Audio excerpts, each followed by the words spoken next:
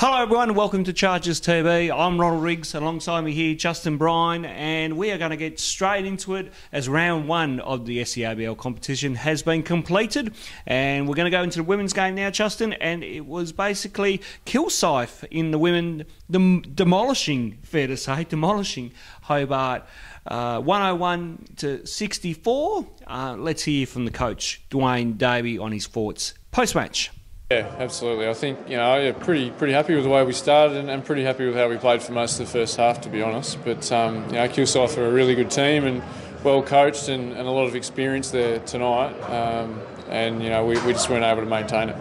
What were the breakdowns throughout the game? What was your concerns later on? Yeah, I mean, when Kilsyth put the pressure on us offensively, we went away from our stuff. That's the first point. And then, defensively, we just weren't anywhere near where we need to be. And defence has been a focus, so that's really disappointing. There's positives there that we can take away, and a lot of stuff that we can get better at. So that's a positive. We just got to lick our wounds and come back next week and try and bounce back. Fair to say, Justin, that with two key players out, made a very tough night for Dwayne and his ladies' side. Absolutely, and a key factor there, Brittany Smart, she was in her 4 or 5 games last season. She was one of the top scorers in the league. Kathleen Shearer, as we know, Defensive Player of the Year last year, All-Seabull first team. She was another top 5 scorer in the league. They really lacked their ability to, drive home, to get a lot of points on the board. We managed 64 points, but Kilsyth poured in 101 themselves, so an awfully tough night in the office there for the ladies. Certainly good signs early on, as Dwayne said, about getting a lead and that, but of course Kilsyth's experience just showed pure class in the end. Absolutely. Not only their class, but they also had a lot of young talent. Chelsea D'Angelo had a game-high 25 points, and she had 7 steals as that as well, so not only was she dominating offensively, she was dominating defensively. Chargers were giving the ball up a little bit, a lot of turnovers. You'll see in some of the highlights the girls occasionally just turned the ball over unnecessarily, and Kilsyth capitalised on that. They had 2 people in 20 points scoring, we didn't have one. So very dominant outlook there for Kilsyth. So we now turn our attention to this week in Launceston with the local derby, Justin, and here's Dwayne's thoughts going ahead to next week. Yeah. So she gets back early this week coming, and she'll be in the lineup for Saturday night, as hopefully will be Britt. So we should be close to full strength, and that becomes a huge game now. With we dropped this one, and we really need to head up there and get that one to get back on 1-on-1. Dwayne is looking confident that both Kathleen and Brittany will be back in the side for this weekend coming, Justin. And they're going to be key as well. Launceston proven to be tough competition after last year. Many people will know that we did go down to them at home in the elimination final, so it is a set of retribution in their minds. They really want to get the win in this game, Ron. Absolutely, and it makes for both teams trying to win, because obviously Launceston went down to Kilsyth by 20 on Saturday night up at Elfin Sports Centre. Yes, we're coming off 40, they're coming off 20. Some are going to look at that and say, maybe Launceston, if they've got a 20-point advantage on us already, what are we going to do? We're a good travelling side. As you mentioned, we've got Brittany and Kathleen hopefully back into the squad. They've got some talented too. You look at Ellie Collins and Lauren Nicholson performing very well last week. They're going to be tough to beat, but having the reigning Defensive Player of the Year back in the squad, and Brittany Smart, who's more than capable on the offensive end, I think the Chargers have got a chance of getting another W. Now we turn our attention to the men's game, and in the men's game we were down early by about, I think it was something like between 20 or 24, Justin, throughout the first half, but we were able to make a game and rally back. But falling short though, as we lost by 8 with 80 to 72 to scoreline. Top scorers for Hobart was none other than Trey Nichols with 25, Craig Moller with 22. For Kilsyth was Felix Van Hoff 18, and Owen Odygy with 10 and 6. We're just going to throw to Craig from Hobart, of course, and Dane from Kilsyth, just to get their thoughts on the game. Yeah, Kilsyth are a very tough team. A lot of them have them as favourites this year, so it's always going to be tough. But the one practice together but we can't make excuses. We were really poor in that first half. You give a team like that a 20-point lead, it's always going to be a struggle. So we got a lot to work on. certainly defensive breakdowns in the first half, but in the second half you seem to get it together, especially in that last quarter then, and try to make a little bit of a game of it. Yeah, we changed our defensive strategies at half time, so I think that's something we'll look to for going forward. The more we gel, I'm confident we can get it going, but as I said, we take this one on the chin. We certainly weren't up to it tonight. It was an awesome win for us to start the year. Always good to go start the year 1-0, but great to see the boys all working well together. We haven't been together that long, so just to see quite a few guys in double figures is really an even load in the scoring. I know Felix might have had 18, but it was a pretty team effort all around, which is great to see. You certainly did a great job, and I know the team did a great job of exploiting Hobart's defence and giving you guys some easy cuts to the basket and some good looks. Was that just from trusting the system that Justin has put in place while he's away? Yeah, absolutely. We think we're a pretty good scoring team. We think that we'll be able to put up a lot of points against most guys. It was what for us was nice in the first half is that we were able to hold them down to I think under 30 points in the first half, which is where we really want to pride ourselves on the defensive end. So that was big for us from the get-go. But it was good to see the scoreboard took over as well.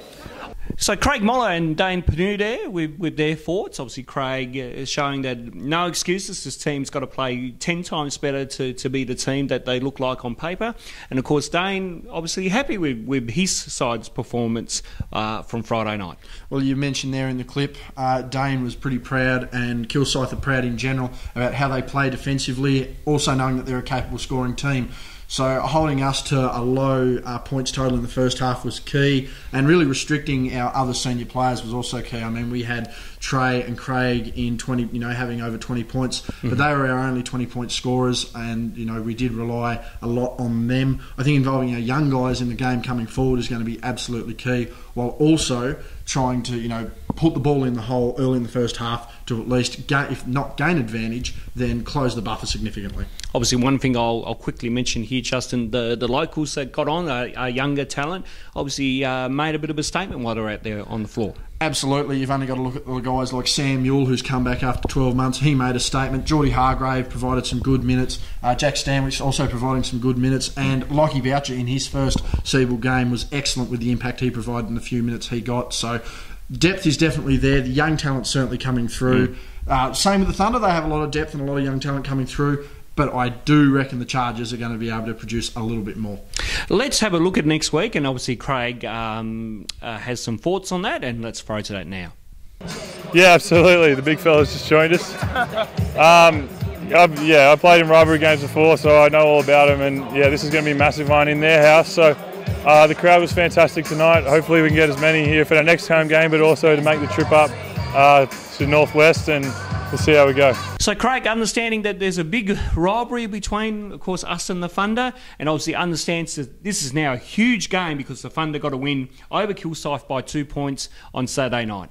Absolutely. I mean, as we mentioned in the women's, both Launceston and Hobart looking to get wins. The Thunder have that advantage on us. They've already got that W on the board, and going in, with the possibility of coming out 2-0 and leaving us 0-2 is certainly going to motivate them.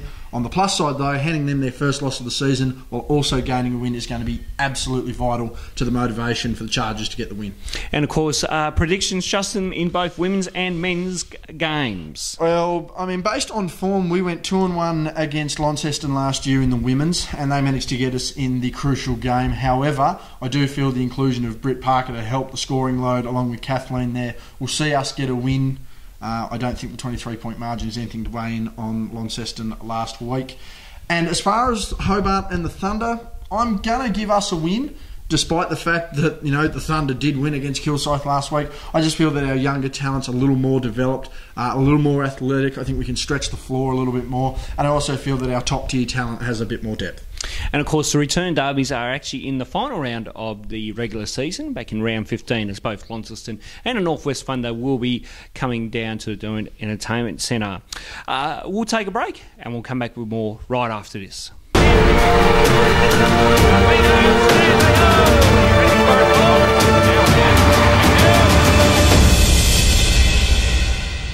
And welcome back. Just to take a quick note that game times for in Launceston and Devonport for this weekend at the Elfin Sports Centre for the women's game, it is a 6:30 p.m. tip-off, and for the men up in Devonport at the Devonport Recreation Centre, it is a 7:30 p.m. tip-off.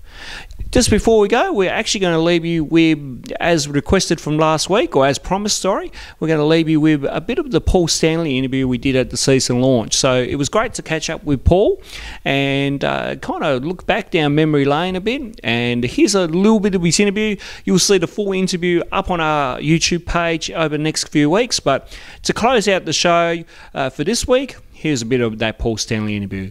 And from all of us here at Chargers TV, we'll see you again soon. It's great being back. A lot of memories here. Got to see a lot of friendly faces and familiar faces, and just excited to be here.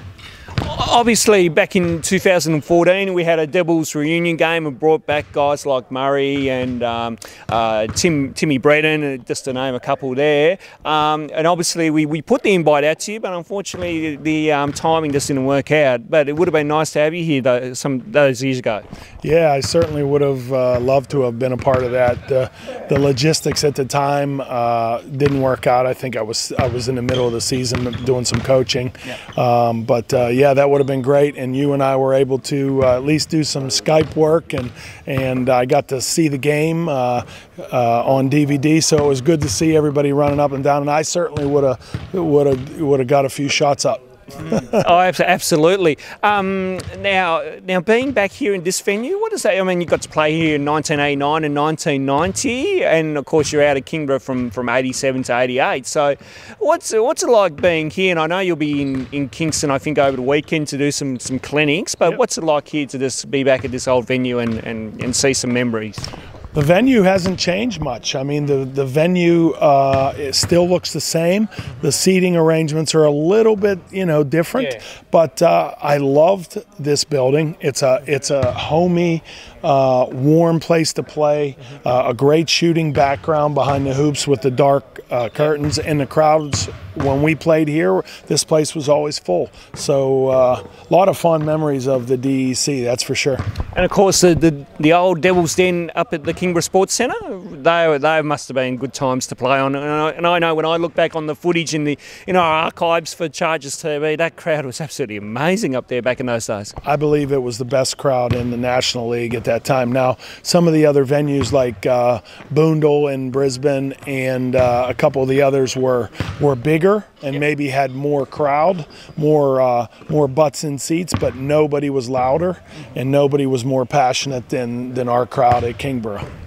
Do you still follow NBL down here, and do you still keep in contact with former teammates and that type of thing? Absolutely. The magic of electronic media, Facebook, Instagram, things like that has been a godsend for me. So I've been able to keep in touch with Andrew Gaze, who's a good close friend, Nigel Purchase, who's a really good close friend, Murray Shields, Steve Carfino, Wayne McDaniel, Peter Mann, and the list goes on. So yeah, I keep in touch. I watch a lot of the NBL. I watch a lot of what goes on here in Tassie. So I'm excited. I think Australian basketball is exploding.